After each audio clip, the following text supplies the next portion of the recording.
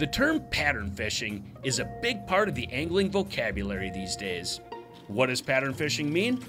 Interestingly, legendary bass angler Roland Martin first coined the term pattern fishing decades ago. In his words, a pattern is an exact set of water conditions, such as depth, cover, structure, temperature, and clarity, which have produced bass at similar locations all over the same body of water. Successful anglers note the water conditions of a pattern and the bait types, sizes, and colors that are the most successful under those conditions. Today, pattern fishing gets applied to many aspects of finding and catching fish. For example, you may be able to identify a simple seasonal locational pattern. In spring, a lot of fish concentrate in shallow water. You may also find a particular presentation pattern. For example, it's cold water in spring, and the best lure is a suspending jerkbait retrieved with long pause between rips. In other words, determining the best lure and retrieve speed for this time in this situation is a presentation pattern.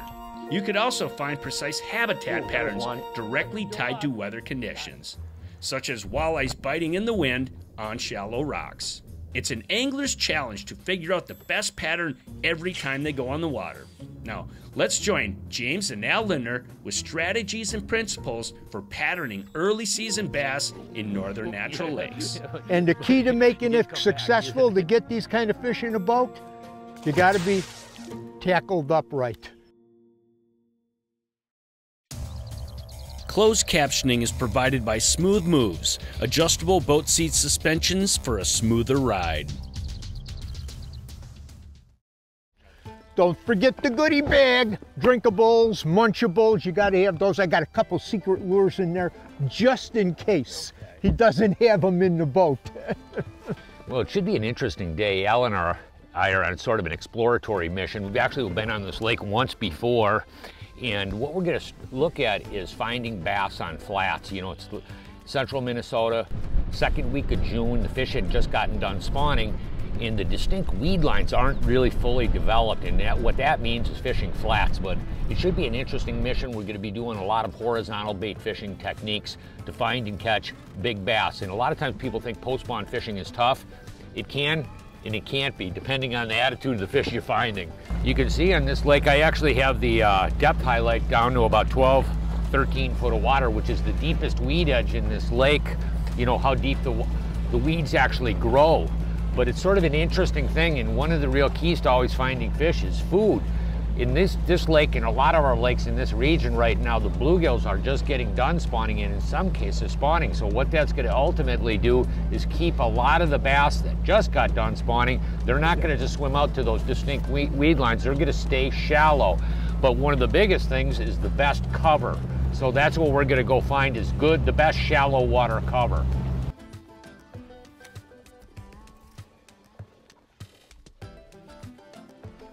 Whoa. There's a good one. Well, they're anxious. He ain't a big guy, but he sure had big plans. Boy, he did make a lot of noise. Yeah, yeah. They're hitting it pretty good. They're really getting on it. Good. They're porking out already. Yeah. Yeah, and you know, after that spawn, she's not a bad-looking fish. She's not a monster, but she's carrying the weight already. Gobbling up bluegills in there. When you see when you have a fish strike like they're hitting there, whoo, they ain't missing it. That bait is down, Jim. You know what that means? It means we're going to get a couple of really good ones. Ooh, that one ate. Here we go.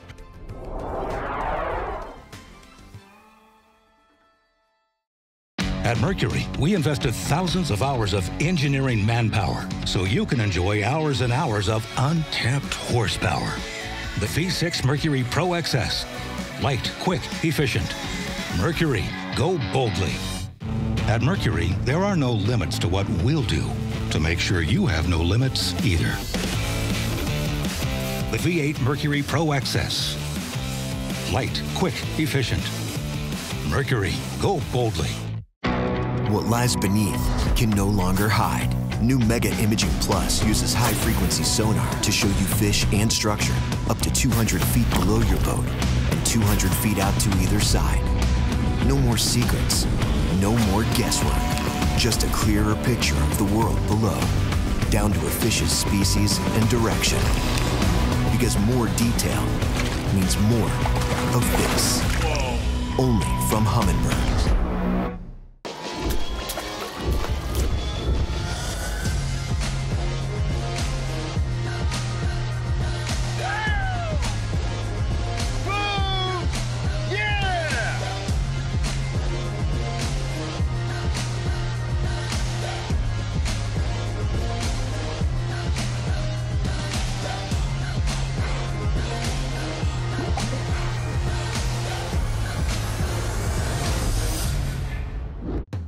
For the ultimate fishing experience that won't break your budget, Lund delivers the new 1650 Angler.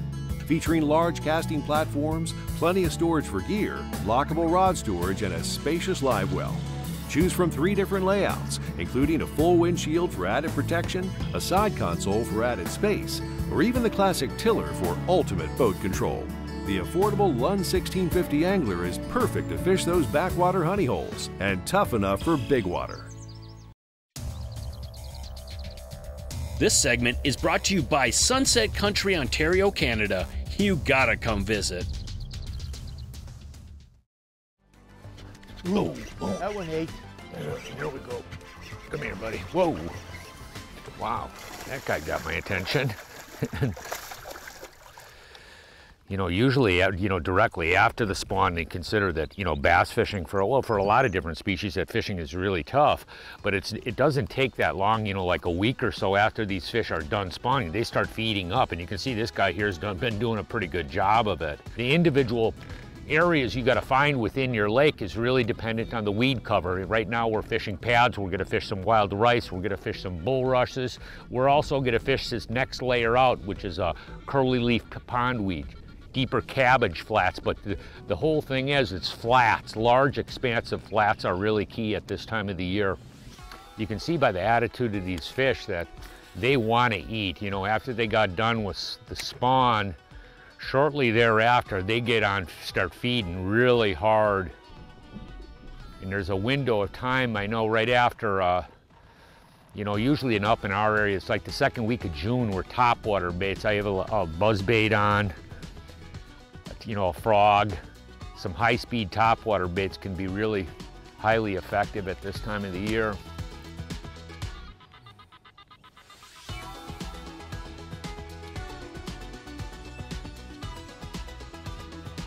Oop, oop. You see that little rascal? He might bite it again. Let's see if he's in the mood again. He missed Mr. Frog. He wasn't a biggie. Oop, yeah, but he did come back. How do you like that? But you can see, that's what I mean. When those fish, when they first get on it, you can see the attitude. I mean, that fish is super aggressive. You know what I mean? He just powered. They come up and they just slam the bait because they want to beef up. Oh, there you go. Not a biggie, but you can see she's still just coming around. By the end of the day, we're gonna catch some real whoppers, I would imagine. Come here, buddy. There was 6 bites in a short distance of time and nothing missed on a frog. Nothing missed. They are gobbling that thing. That's a good sign. You don't mind if I come back behind you, do you? Got him. Okay. Come on out of there, Junior. That was a little bit better. Still, I go, I can. Oh, look at that. I got to show you. The mood of those fish is everything. Look at that. Look at that. When they're biting like that, you know that you're going to have a good day. When that frog disappears, they come back for a second round. Oh, I'm going to have me the pliers. I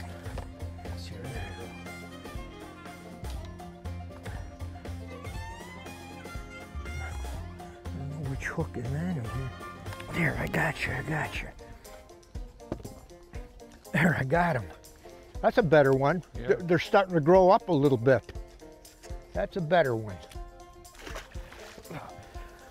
You know, I'm throwing a Terminator popping frog in here, and Jimmy's throwing the walking frog. And in this kind of cover that we're fishing through here, they're both working. You know, they both have, mine has got the popping and his has got the walking, and some days you'll see a preference. And this popping frog, I throw it whenever I can, the Terminator popping frog, if the shallow water cover will let me, and for one main reason, this is one of the best hooking frogs I've ever fished, ever. This one. It really hooks them good, and in frog fishing, that's a big deal. You look at this water we're fishing, you can see where the rice, what they call the wild rice, is laid flat. Then you get the pads, and then you got the outer run of pads. This front half of the pads going out to the flats it's about 4 foot at the outer edge of the pads. It's about 2.5, 3 foot right in there, and then that rice jumps up to about 2 foot, 2.5 foot. And it seems right now that at least the pad fish, most of them are coming out in this furthest out 1/3, a little bit deeper water. But there's so much habitat in this lake, we'll be fishing all that things could change when we get in different parts of the lake. But, you know, for first observation, this outer stuff has been producing just a little bit better. Oh, there's a good one. Oh. Oh.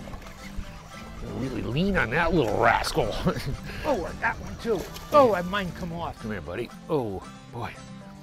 You know, one thing that's really key here is the baits you use, the baits you're fishing with. So, boy, they're really fattening up quite a bit. Look at that thing. Boy, the fish is actually sort of warm. That water really has warmed up a lot. But one thing I was talking about, one thing when you get in shallow water and big, massive flats like this, is some of the best baits in the usage of any type of horizontal lures. Right now we're throwing frogs, you know, relatively quickly because that's the most efficient to cover this exact type of water. But the thing is, even if we go to the next level out on the, you know, we'll be using like a swim jig or a buzz bait, because the reason the fish are really spread out, you get in these massive flats, if you have to go through here, you could catch them flipping or pitching a jig, but it takes you so long to get a bite.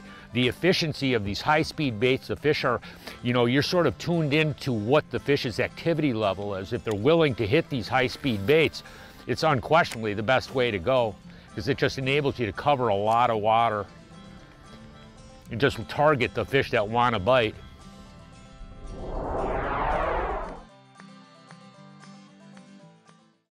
Amazing. Nothing better. It flat out allows me to catch more fish. Power steering and spot lock have revolutionized what we're doing on the lake now. Faster response times when steering. A spot lock, man, it's second to none. Game changer. A game changer. Game changer.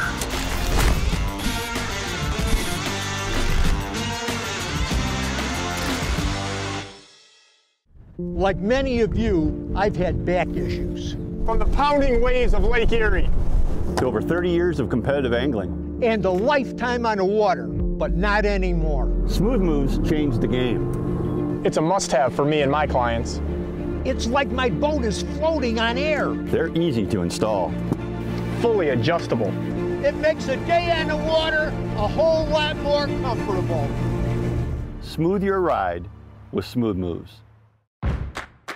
From the kennel to the coop, Fleet Farm has everything you need to keep your animals happy and healthy. Whether you're getting them through the winter, mastering those retrieval skills, or wondering who takes care of who, there's a reason people say, if Fleet Farm doesn't have it, I don't need it. Because we have it all. Fleet Farm, proudly serving the Midwest since 1955.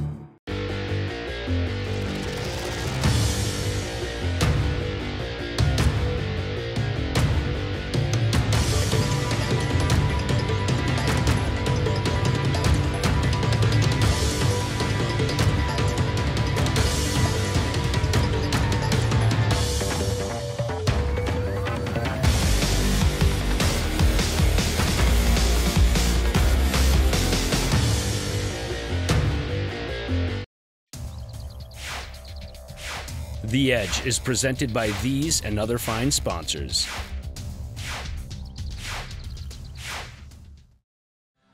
You can see how deep this pad field is. Realistically, we could make one pass on the holding on the perimeter on the outside of the pads, and the next pass we could make another pass about, you know, almost another 2/3 of a cast in, and then cover that shallower water, because there is probably some fish up really, really shallow. The thing is when these fish are up like this, their fish are spread out, and it's doing a lot of sight fishing. You know what I mean? You're casting the distinct weed compositional changes, holes, pockets, you know, high spots, all different things. It's sort of fun fishing because you sort of figure out, well, that should be a good spot where a fish is, and you flip in there and he bites it, you know? Got him. The fishing off the turtle hole. Size? No. Just another flipper. Nice, but... Boy, he was right where he was supposed to be. Yeah, he's right where he should have been, isn't he? Yeah. Right where he should have been. Whew. This is really fun. I mean, you get, when the frog bite, buzzbait bite is on, any topwater bite. But the windows of time that we get this bite up here, I love it. I love it. And actually, whenever I'm largemouth fishing now, we jump on a lot of different lakes. You know, from now on, I'll have a frog rod rigged in my boat on any lake I go all the time, for sure.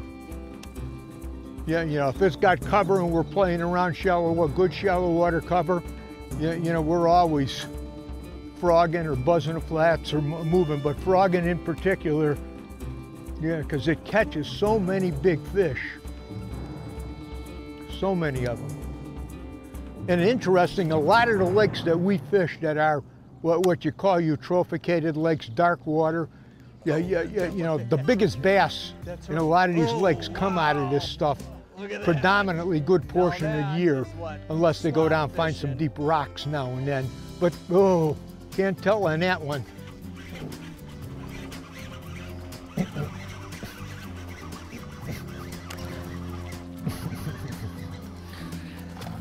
Ooh, he's a frisky one. They're fun. Boy, it's sort of interesting. You like to feel him. He's nice and warm. He feels like my Labrador. We'll get her back in the water.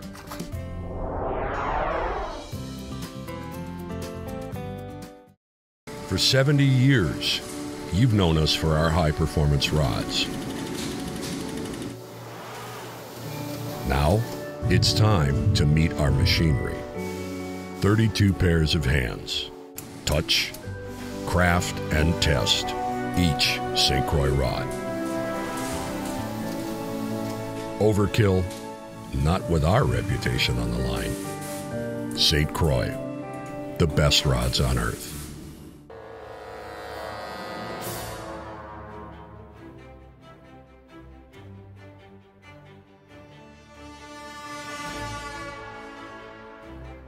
Some of the boys that were staying next to us actually had a 34-inch walleye. Want to experience true wilderness fishing? Oh, hey, you just got to visit Sunset Country. Yes! Want to learn how to catch more and bigger fish? Well, we've got the place for you. Introducing the Fish Head Video Library.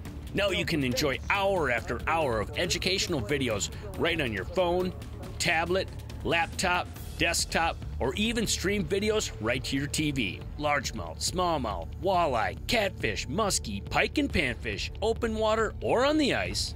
Check out Fish Head TV to rent, buy, or become a Fish Head member today. Tired of doing this? Get a can of this and spend more time doing this. Marine Pro Fuel Treatment helps marine engines start easier, run smoother, and last longer. Seafoam! Marine Pro, new from the makers of Seafoam. Marine Pro is a complete marine fuel system treatment. Just pour it in. Fast starts and smooth running power have never been this easy. Ask for Marine Pro wherever marine products are sold. The Edge is presented by these and other fine sponsors.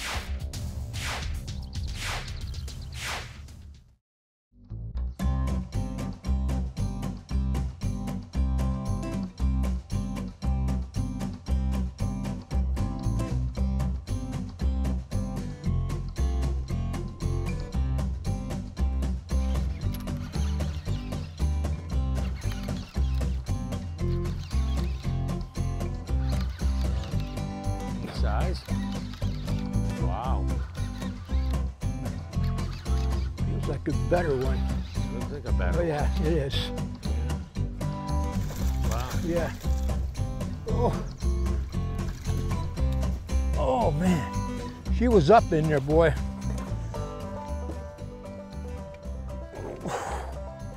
Wow. I knew you were a good one.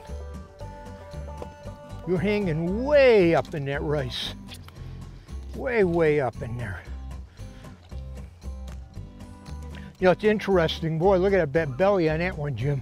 Wow. She's looking good. You know, you think about a frog and a bass like this and in super heavy cover like this. Do you really think color can make a difference? I'll tell you what. I've seen so many times, and talked to some of the best frog fishermen on a professional bass tournament trail tour, and they said, yep, colors does make a difference. So look at a variety of colors that Terminator has in its frog line. There's something there for everybody, inclusive of the bass.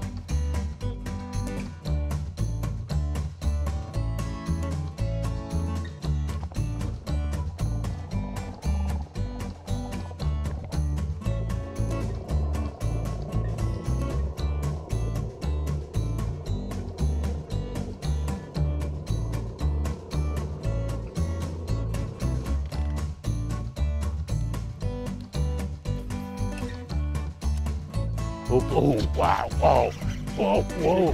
That's a big one there. Oh, I think.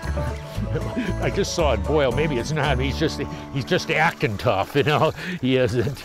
It's a little bit better one. Wow. Wow. No question about that. Oh, there he goes. Sort of a quick release. You know, one thing that's so vitally important is the equipment you use. This is a Legend, St. Croix Legend Tournament slop and bullfrog rod, or frog rod. It's a real heavy, fast action rod, spooled with 30-pound Suffix Performance braid and a 7.1 Tatula reel. And what it is, it's about a couple of different things. It's one, you have to have that high-speed reel to hook and keep that fish coming. The rod itself is, you know, the whole thing is the same thing. You'll notice that we're not making really super long casts deep into here, because we can make a cast really deep in there. The only problem is if you hook them, you got to reel them out of there. So you're almost better off to make shorter casts and then make successive passes through that same area, and it just increases your odds if you're closer to the fish to land them. You know, those smaller ones, you know, if they're 2-3 pounder, it's pretty easy, but if you hook a 5 or a 6 way back in there and he starts swimming sideways, it can be pretty tough to pull him out of there. But you need that really powerful rod and line to hook and land these fish. Yeah. Come on her there, baby. Oh yeah. She's a good one.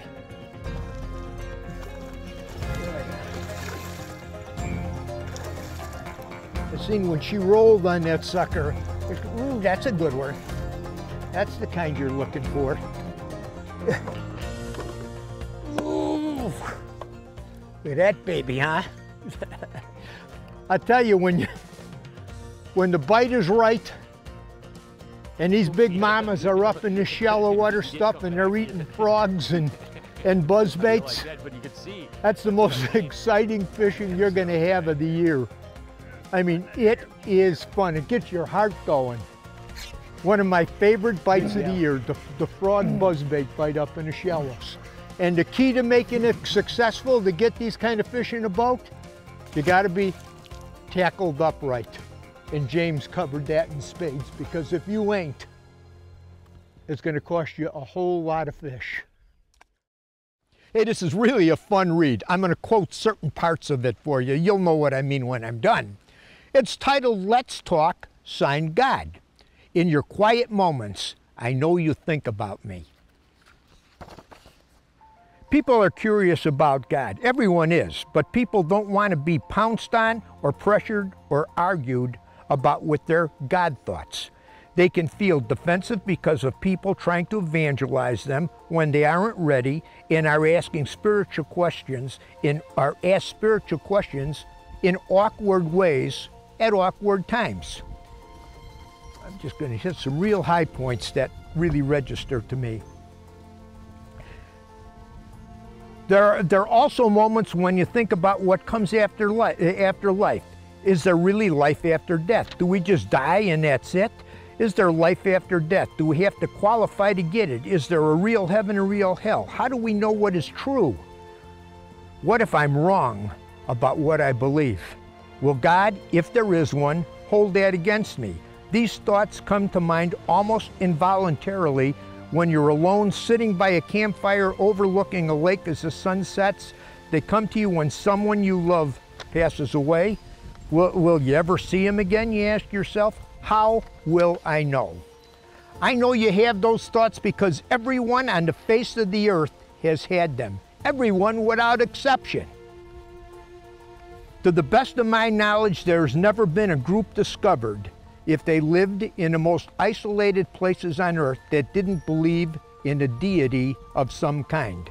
It's a universal belief. The atheist, by definition, has to have thoughts about the possible existence of God in order to come to the conclusion in their mind that no God exists. At the same time, the atheist may not recognize that there lies the major problem with their view.